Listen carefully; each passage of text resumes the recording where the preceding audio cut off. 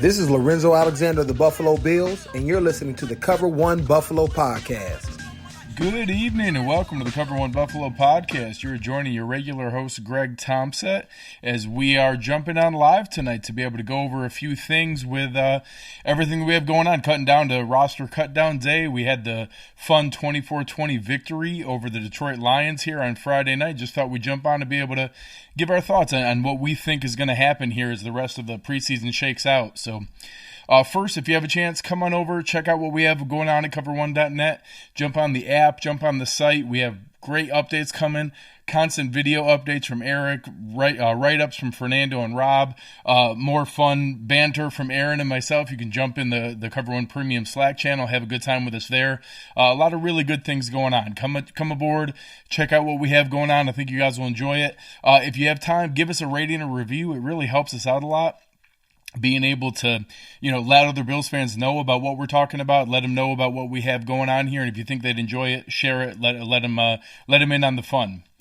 The idea that we want to go through tonight, I'm going to give a little bit of feedback. I did have a chance to go to the Detroit game myself. Some fun things that I noticed while we were there, and being able to kind of check out what was happening there in person. Then we'll go through the 53-man roster projection. So first, a couple things. The Detroit Stadium's nice. Ford Field is a great facility. A couple people asked while I was in the airport wasting some time on Twitter, and being able to go through and take a look at it, it's kind of cool. They set it up. Every single stand that had food or any vending or anything like that, there was a bathroom behind it. So literally down the hallway where you would go out for your seats, there were probably 10 bathrooms. So every time you went, there was no line at all. And it might seem like a small thing, but I was just really impressed with the design of how they did that. So just something cool to keep in mind if, we happen to ever get a new stadium in Buffalo here in the near future. I did give them a hard time because it was blatantly obvious that they were piping in fake noise. And it was just funny. It cracked me up that I know that that's illegal in the regular season. All I can think of is that the coaches kind of agree that that's better prep for the players in preseason to get used to that on big third downs and stuff. But, the stadium's like a third of the way filled, and on this big third down, all of a sudden this thunderous crowd noise comes piping in, and it was hysterical to be able to go in, and it was pretty funny to be able to see how it was set up. So, kind of going through, there were some things that I noticed, being able to just see the guys on the field and understand their interaction together. A couple small things. Tremaine Edwards is a monster. Like, he is just so freakishly large compared to the other guys at his position. You heard players talk about it. You heard Josh Allen talk about it in one of the nice write-ups on The Athletic. You heard Luke Kuechly comment on it. He just has so much potential of what he can do, and he's an impressive physical specimen when you see him in person. The same idea, John Feliciano has awesome energy, just constantly pumping up his teammates on the field, off the field, is probably the most active trash talker on the offense. It was funny to see he was chirping every single snap. So that's the kind of guy I like on my team. I support having him on this roster as long as he wants to be here, whether he's starting or depth. He's the kind of guy I want on my team. I tweeted out a video in warm-ups. Devin Singletary was absolutely glued to Frank Gore, and it was pretty incredible to see him going through every single warm-up and just seeing him as the mentor that they obviously, being in McDermott, viewed Frank Gore as. Not that he can't contribute. I think everyone has seen he still has plenty of juice left in his legs, even though he is 36 and probably not human. I don't quite understand how he's doing it.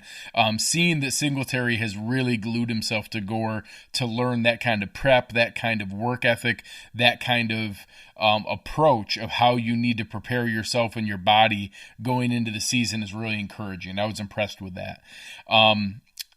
Another one warming up was both Dawson Knox and Tommy Sweeney. I've been a big fan of Tommy Sweeney's progression so far. I wasn't huge on his pick during the draft, and I've been pleasantly surprised seeing him in camp, seeing him at the joint practices, seeing him again here in the warm up to the games. I'll say Dawson Knox is noticeably thicker than he is. You can tell from just he's a little bit higher end athlete. You can see his explosion. So I'm really happy with the pair. I think it could be something fun down the line to see both Dawson Knox and Tommy Sweeney in 2 tight end sets and their development. But I was surprised how much thicker, especially through the midsection and hips and everything, that Dawson Knox was. He's a well-built athlete. And Tommy Sweeney's kind of that traditional V-shaped, heavy upside guy that you think your Mark Bavaro 80s tight end guy. So I'm curious to see how they translate. And I know Dawson Knox got some limited run, looked good blocking, but wasn't able to do a ton in the game. But I was glad to see he was back and healthy. Overall, I thought the game was fun. Had a good time. It's weird being there by yourself, surrounded by Lions fans. So, the Bills would score, and I'm like quietly clapping and trying not to get a beer spilled on me or something. But had a lot of fun, was able to enjoy it, and then kind of took it in person. A couple things from an injury standpoint. I was able to see Trey's investigation with the trainer. Worried me for a minute that they were checking out his knee, but I posted a video of him moving around. You saw he was a full participant in practice today. That was encouraging. The same idea, I was really thrown off with the reporting for Quinton Spain, because I watched him walk all the way around the bench, argue with the coach. He didn't want to go to the training table. They made him go there. He was asking the trainer to tape his ankle back up and arguing with Bobby Johnson about going back into the game. And then all of a sudden they're cutting it off, and I'm like, all right, probably precautionary. And then they call for the cart, and I was like, oh, well, maybe there's something I don't know. Maybe I missed something here. It certainly didn't look like it was serious.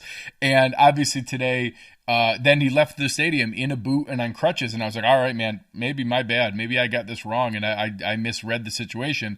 Then all of a sudden, you see everything going on here.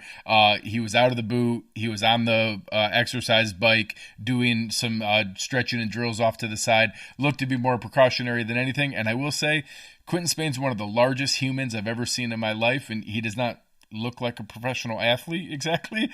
So I have a feeling that he didn't mind the free ride to the locker room on the cart, and that it was more precautionary, or maybe him asking for a little bit of help to the locker room than anything absolutely terrible with the ankle. So I know Kyle over at Banged Up Bills chimed in and said that's actually pretty common to keep weight off the ankle and to put him in the boot to avoid swelling when you're in there. So, it's something funny to be able to see, but it certainly was a relief to see that. Ty Nsekhe was back in practice today. I see a lot of chat in the chat here about Mitch Morris, and I do think that everything we've had reported today, I know Marcel Louis Jacques, who we had on the show last week, was asked, what is your percentage that you think Mitch Morris is ready for week 1? And he said somewhere between 99.8 and 99.9%. I agree. I got to see him in person at the both joint practices and here in Detroit.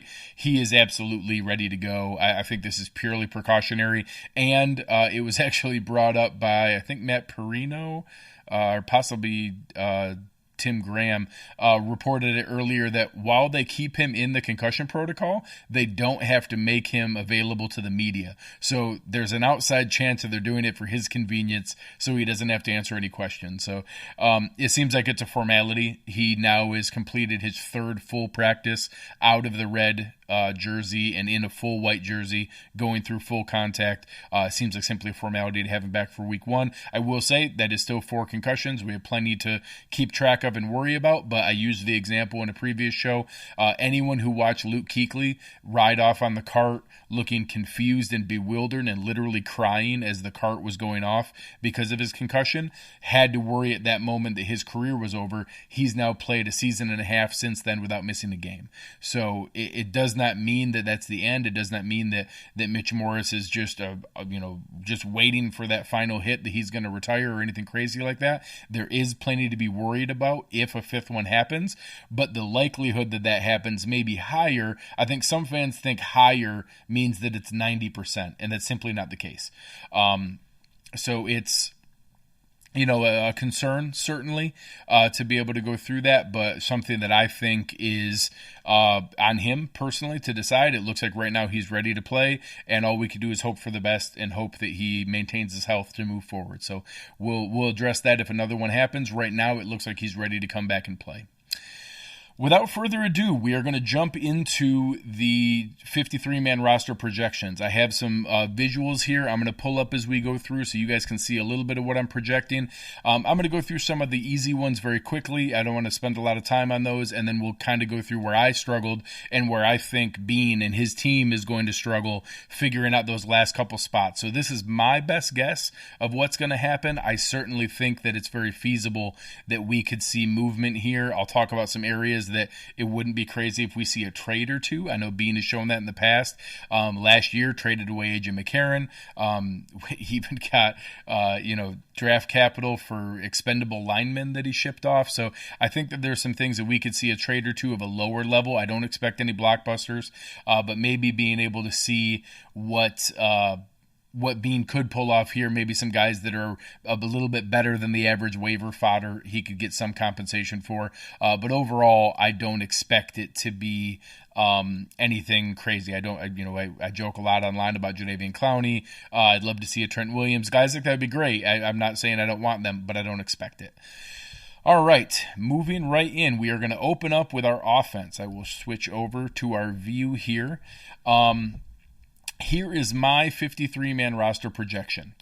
Obviously, the first step there is pretty easy, being able to look at what we have at quarterback. I don't see any surprises. I don't think that there's anything there that anyone's going to be surprised by. Josh Allen's number 1. Matt Barkley's number 2.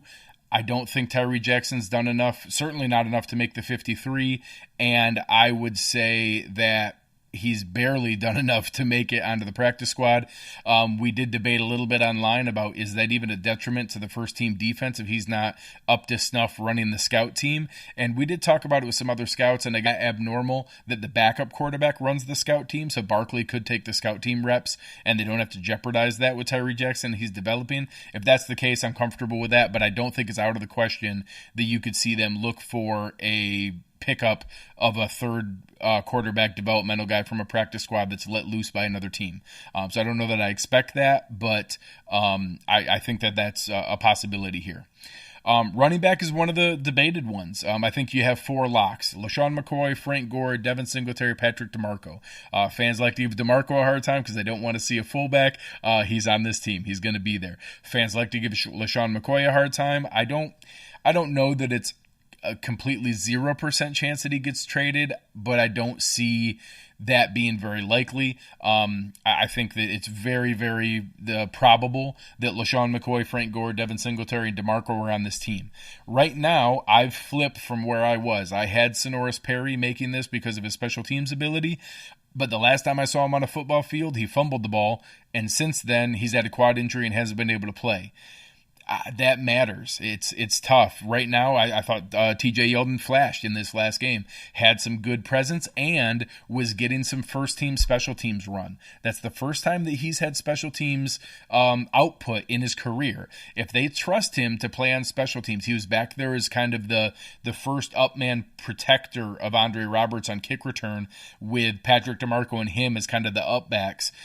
He also was on the punt return team, and I think maybe one more unit. So getting him more special teams run means to me that they view him as that 4th running back and that 5th guy in the running back room with DeMarco. So right now, I am projecting they keep 5 and that 5th guy is TJ Yeldon.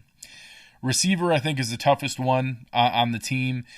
I think you can make an intelligent argument. I think that Ray has started to fall back a little bit. I think that's tougher to make an argument for. Cutting Isaiah McKenzie and then one guy in defense that I'll get to is my toughest one. I can totally understand if they end up keeping Isaiah McKenzie over Duke Williams. Right now, I think that the special teams ability, the downfield blocking that McDermott has talked about multiple times, and 2 grown men touchdowns, that's the kind of story that McDermott loves to have in that locker room. I think it's going to be really tough to keep him off the roster.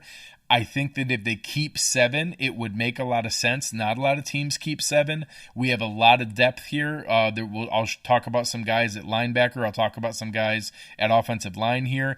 But the shift from that player there in Isaiah McKenzie is going to be tough. I totally understand if they were able to find a spot for him. I like him. I'd like to be able to find a spot for him. I think the versatility that the other players have for special teams coverage ability outweighs that, and I think Duke Williams' physicality is a needed asset in this wide receiver group. So right now I'm projecting that we keep Duke Williams. I'd love to find a way to keep Duke and Isaiah McKenzie, but that's one of the blessings of the roster that Bean has put together here. We're going to have some good guys that get traded, that get cut.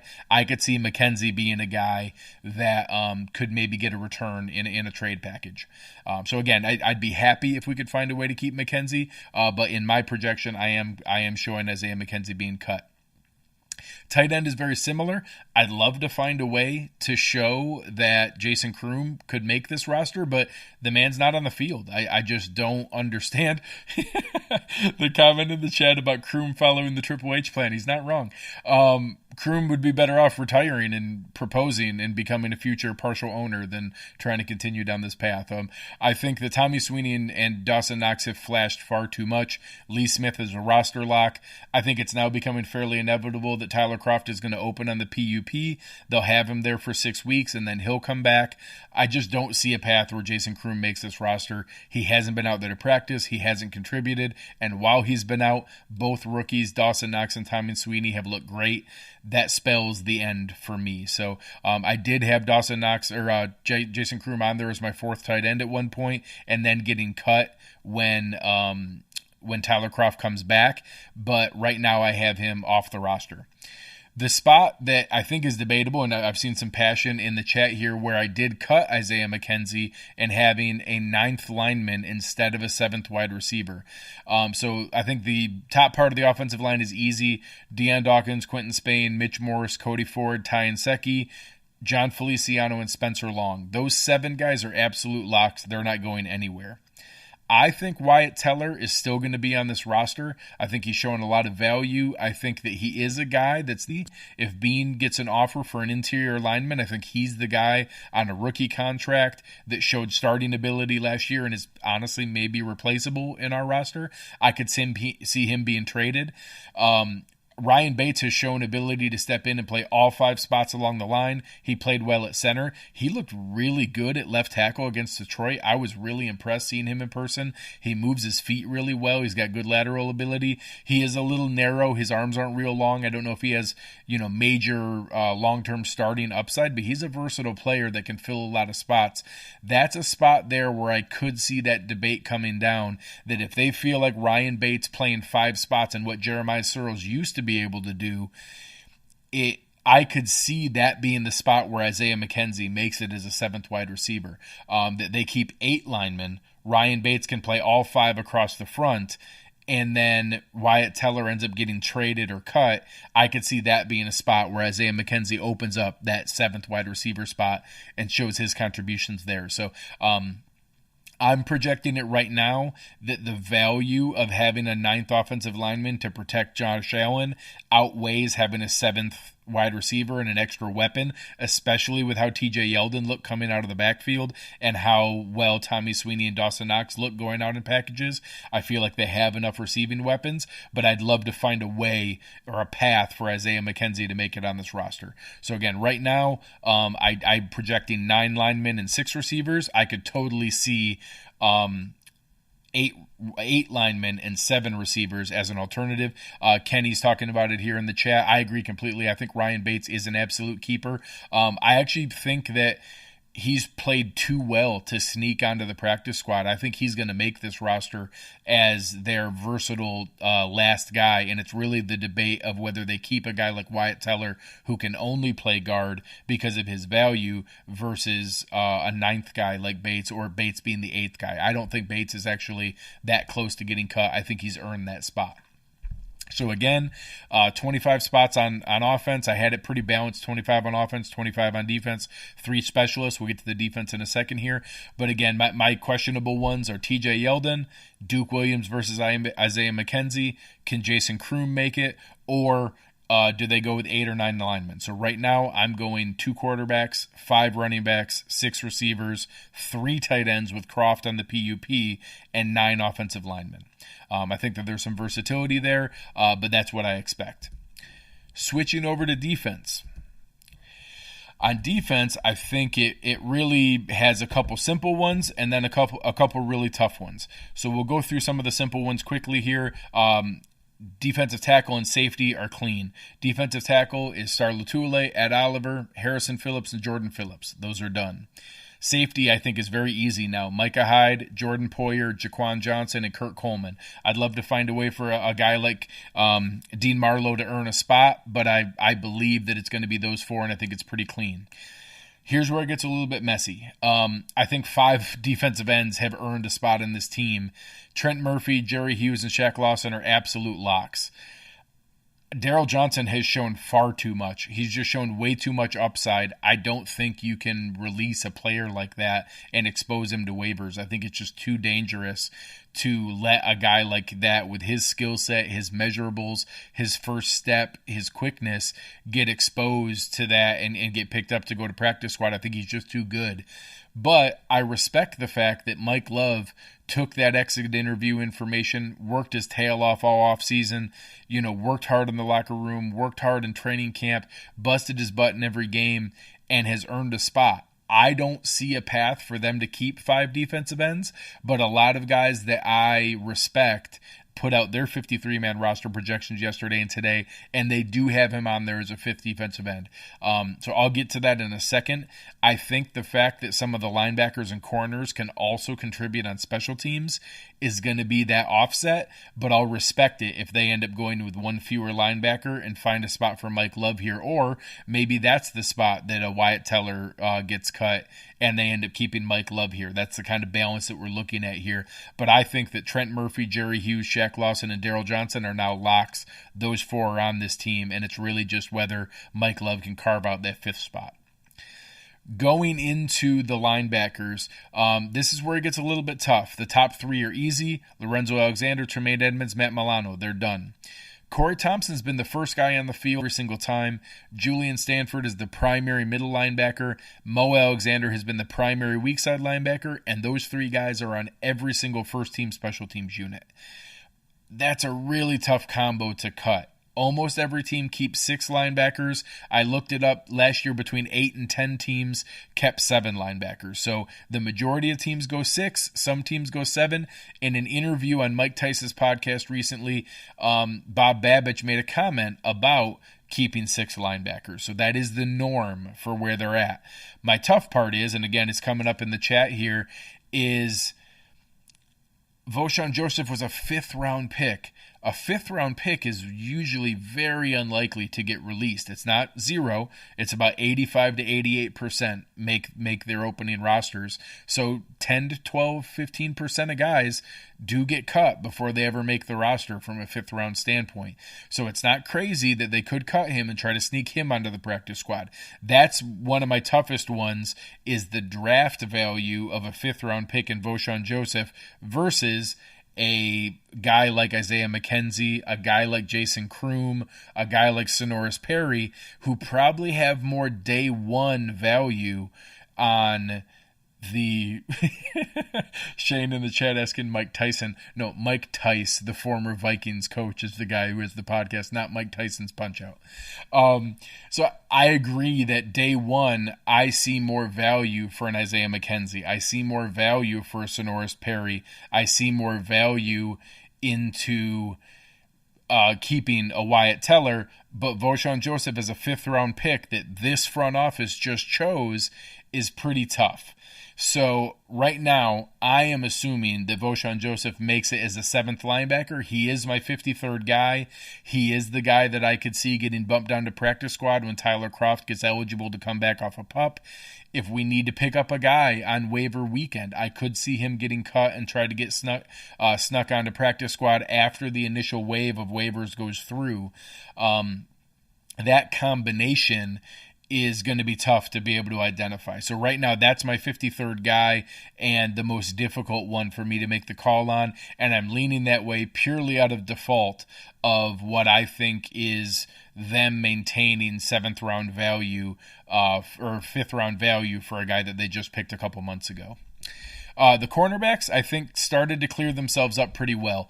Trey White is a stud. Glad to see he's healthy. Looks to be good to go. Levi Wallace also looked like he bounced back pretty well. Taron Johnson's been doing well. Kevin Johnson pushed Levi Wallace like crazy for that second cornerback spot and his great depth. Saran Neal is clearly our slot corner big nickel guy and is the number one gunner on most of the special teams units. Being able to go through there and, kind of understand what he's offering from a special team standpoint, versatility. He can also step back as a 5th safety if we need that. And then my one shift here is I did have Lafayette Pitts beforehand. Captain Munnerlyn has just simply been too involved in everything. He's in there in first team unit nickel coverage. They have him in there in a bunch of first team unit special teams units. He is that veteran presence in the secondary locker room and in the corner room. I just think that it's going to be too hard to keep him off that roster. So right now I have Captain Munnerlyn as that 10th DB. I think that it's going to be 10. It depends on what you call Saran Neal. Obviously Mo Alexander has some flexibility to be able to move back to safety as well. That's been most of his career before moving him to linebacker. And again, I know Eric's in the chat here, and Jaquan Johnson has just constantly flashed, whether it was 9 tackles in the first game, a couple big thudding hits against Carolina, the game-saving fumble he knocked the ball out and recovered it himself to end the game and ice it here against Detroit. He's just the kind of guy that you're not going to be able to sneak onto waivers. He's going to be kind of a kamikaze on special teams and the kind of guy that you want to be around, a Kurt Coleman and a Micah Hyde and a Jordan Poyer to learn from and give valuable depth in the future. So I think that he's locked that up as well. I think that this is really laid out where the difficult choices come in. On special teams, you guys might laugh. I have Stephen Hauschka as the kicker. I have Reed Ferguson, obviously, as the long snapper. And I have the punter as to be determined. I actually think that it's more likely that we sign a veteran punter or pick up someone from someone else's waivers than it is to keep Bojorquez after Kari Carter was released today. Bojorquez did look better in his last couple punts. Anyone who saw the videos that I posted from watching warm-ups, he unleashed a 73-yard punt while he was warming, but he just crumbles in the game. His first 2 punts were terrible. His last 3 punts were pretty good.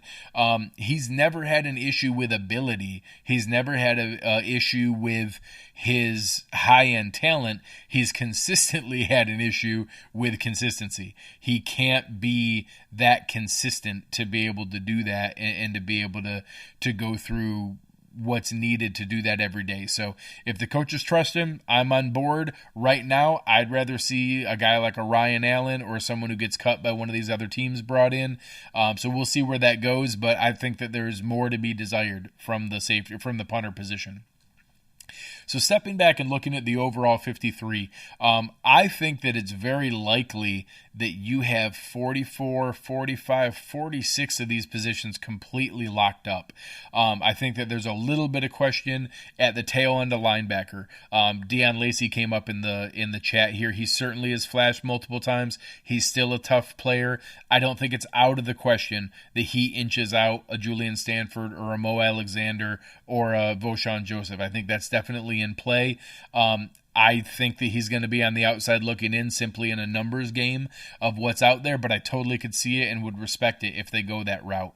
The same idea, Mike Love, if he can find a way to contribute in some other ways, or they simply value the extra guy there from a pass rush standpoint, I could certainly respect that as well. Being able to go on the offensive side, I think that there's, again, some possibilities. Can Sonoris Perry come back and push TJ Yeldon? I think it's possible. I don't think it's likely. I think it was very telling that Christian Wade didn't get a single touch in this game and was very healthy. I think that was the coaches kind of letting everybody know that, hey, this has been a cute story, but that's not how this works. So I think he's absolutely going to go on the practice squad. I think it's great. I think everyone will love having him around. We'll see what he learns this year and bring it back in 2020. I think Isaiah McKenzie and Mike Love are the 2 toughest cuts on the team. I'd love to find a way to put them on there, and I'll respect it if that's what Bean does. But right now, I took the physicality of Duke Williams over Isaiah McKenzie. And again, with, not having Jason Kroom be able to be on the field, I couldn't find a path for it. My first stab at the practice squad, I put Tyree Jackson, Christian Wade with the exemption, Ray McLeod. I've debated it with 2 or 3 people if Isaiah McKenzie's eligible or not. Some people feel he is. Some people feel he isn't. If he's not, I could see Cam Phillips there. I could see Nick Easley there. I could see David Sills there. I do think they keep 2 receivers on the practice squad. I picked DeAndre Wesley and Ike Bacher. Again, I could see Jaron James. I could see, if they pick up someone else from a waiver. Connor McDermott has now been released on an injury settlement. I could see that there. On the defensive line, I do think Mike Love would be brought back if he's not picked up by another team. I know we just picked up Jeff Holland on waivers today from Arizona, so maybe they think there's something there. I think that would be more practice squad than roster eligibility. I have Tyrell Dodson, I have Cam Lewis, and I have Abraham Wallace. Some of the guys that we have here are deserve it, like a Deion Lacey or Lafayette Pitts, but they're veterans and not eligible for that. Same with Dean Marlowe. So those would be your priority free agent guys that you'd want to be able to bring back. The same with our steady guy, Eddie Yarborough. So those are the pieces that I see coming back here and being able to kind of bring that kind of thing aboard. Really what the takeaway here should be is what a good job that Brandon Beane, Joe Shane, Dan Morgan, and the front office has done to put together an incredibly talented roster. This is without E.J. Gaines. This is without Leadrin Waddle. This is without Jeremiah Searles. This is with a couple injuries that we've had to survive here, having guys like Jason Kroom, who was probably pretty well assumed to make this roster. A lot of players that we're going to have some good players cut on cut down day. I do think Beane has the ammo here to make a move. There's guys that people don't like to talk about. When you talk about trading, if you're going to, just ship somebody off, a lot of times it's going to be a conditional 7th round pick 2 years from now for nothing. If they're looking to get any actual value back, it would be a younger piece. It would be a guy that we probably don't want to see traded, a Shaq Lawson or a Zay Jones and things like that. And I don't think those are the kind of players that we want to move. I know a lot of people think that to get into the mix on a Jadeveon Clowney, you'd have to trade an offensive lineman like Nsekhe or Dawkins. We simply can't do that. I don't think that there's any player that we acquire that is worth jeopardizing the long-term health and protection of Josh Allen. I've been as big of a advocate for trading for Jadeveon Clowney as any other person out there, but I wouldn't give up an offensive lineman to do it. Certainly not a tackle. If there was a throw-in piece where Wyatt Teller made them happy, sure, I'd sign up for that. But I just don't see that kind of deal going down. I played around with some of the numbers. If they wanted something like Zay Jones and Wyatt Teller and Shaq Lawson in a conditional pick for Jadeveon Clowney, it would work financially. It would help them out. It's guys that are replaceable. All of a sudden you have an extra spot for Isaiah McKenzie. You can just keep an 8th lineman with Ryan Bates. You would obviously step in Clowney for Shaq Lawson there. I just don't know that I see that being realistic, but it's fun to wish. It's fun to play around and look for those things.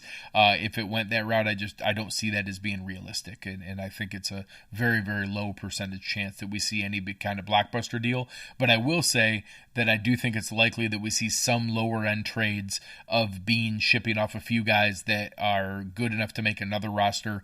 Whether that's someone, I don't know who it would be, but a Sonoris Perry, a TJ Yeldon, a Duke Williams, and Isaiah McKenzie, a Jason Kroom, a Wyatt Teller, Mike Love, Deion Lacey, Julian Stanford, Captain Munnerlin, one of those kind of Lafayette Pitts, Dean Marlowe, that I think you could exchange a couple of the guys that I kept, keep someone else, trade those guys off for value, and not be able to miss a whole lot from a roster value standpoint. So I would be kind of surprised if we don't see 1 or 2 small trades from Beane here to be able to bring in a late round pick, maybe if we're lucky, a conditional 6th rounder, likely a 7th rounder, but maybe a couple extra picks. And hell, this year, 2 7th rounders ended up being Daryl Johnson and Tommy Sweeney. So if you can give this team in this scouting department more ammo like that, by all means, bring it aboard.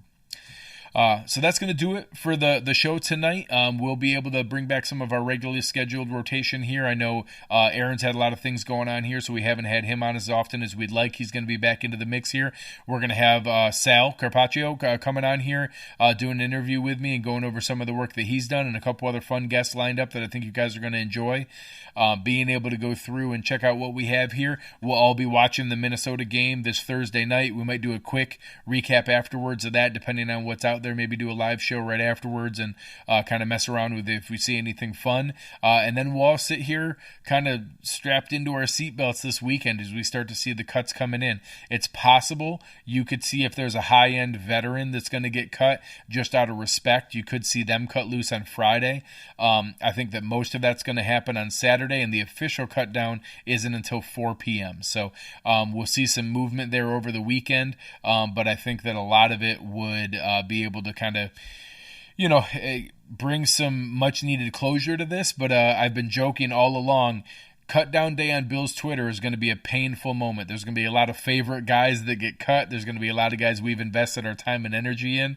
They're going to get cut loose, but as been said many times in the chat here, this is an awesome problem. I think that it's going to be the kind of depth that we haven't had in a long time, and honestly, it's why we're undefeated in the preseason.